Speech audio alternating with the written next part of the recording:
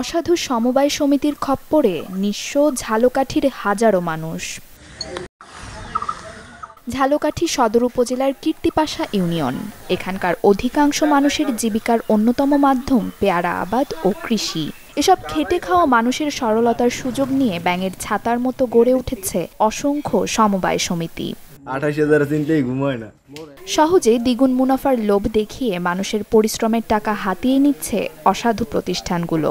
কীর্তিপাশা ইউনিয়নের ডুমুরিয়া গ্রামের শিকড় সঞ্চয় ও ঋণদান সমবায় সমিতির মালিক সুমন মজুমদার সদস্যদের প্রায় 25 কোটি টাকা আত্মসাৎ করে এখন লাপাত্তা। অভিযোগ উঠেছে 5 বছরে দ্বিগুণ লাভ দেওয়ার প্রলোভন দেখিয়ে প্রায় 500 গ্রাহকের টাকা হাতিয়ে নিয়েছে সুমন।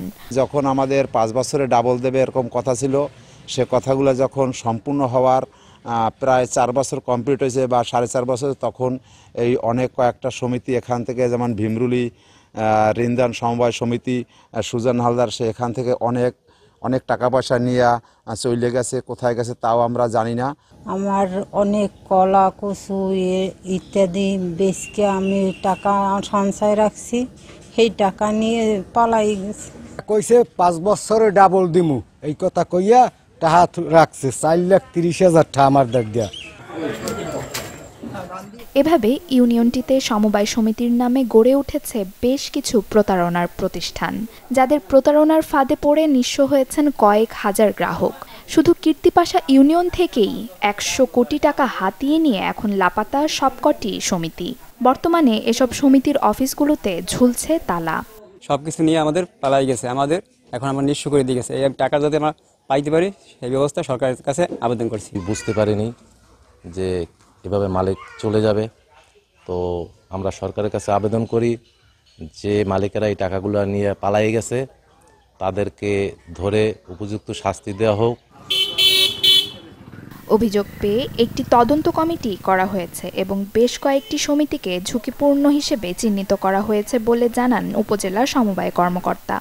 তদন্তপূর্বক আমরা ব্যবস্থা নিচ্ছি। ইতিমধ্যে অনেকগুলো সমিতির বিরুদ্ধে আমরা ব্যবস্থা নিয়েছি এবং পাশাপাশি কিছু সমিতির বিরুদ্ধে তদন্ত কার্যক্রম এখনো চলমান আছে এবং সদস্যরা চাইলে তারা আইনানুগ ব্যবস্থা নিতে পারে কোর্টের মাধ্যমে। সেক্ষেত্রে আমাদের সহায়তা প্রয়োজন হলে আমরা সহায়তা করব। মাঠ পর্যায়ে তদন্ত করে দোষীদের বিরুদ্ধে ব্যবস্থা নেওয়ার কথা জানায় জেলা সমবায় অফিস। অসাধু কিছু সমবায় সাধারণ সদস্যদের কাছ থেকে মোটা অঙ্কের আমানত নিচ্ছে, যা সমবায় আইন পরিপন্থী। এই ব্যাপারে আমরা মাঠ পর্যায়ে জরিপ চালাইতেছি, সমবায় সমিতির কী অবস্থা আছে এবং ব্যবস্থা নিতেছি মানুষের টাকা পয়সা যাতে ফেরত দেয়। ঝালকাঠি জেলায় নিবন্ধিত সমবায় সমিতির সংখ্যা 491টি। এর মধ্যে 14টি সমিতিকে ঝুঁকিপূর্ণ হিসেবে চিহ্নিত করা হয়েছে।